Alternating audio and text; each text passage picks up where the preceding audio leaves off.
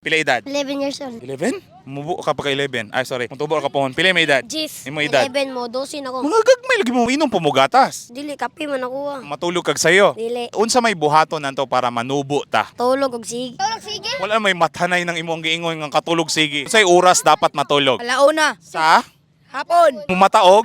Pumatawag alas 5. Sa mong tuluga ron. Para maskwila.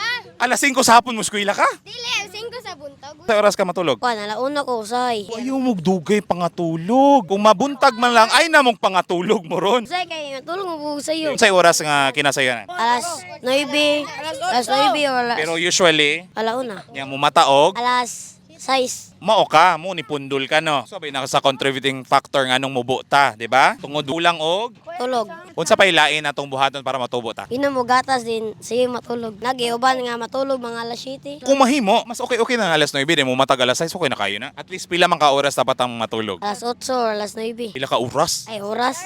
6 hours. 7 na eh. Shout out din ako. Ay, di raw mo shout out. Shout out ko sa akong mga pamilya nga gibad ako. Oh. Murag wala man lagi ni dako. Ay, sorry. Shout out sa akong mama.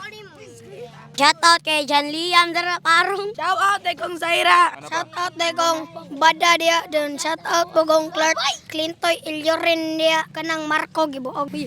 Shout out day ko ni Rain Andre Biswala nilang Kikil nilang Mindel. Thank you.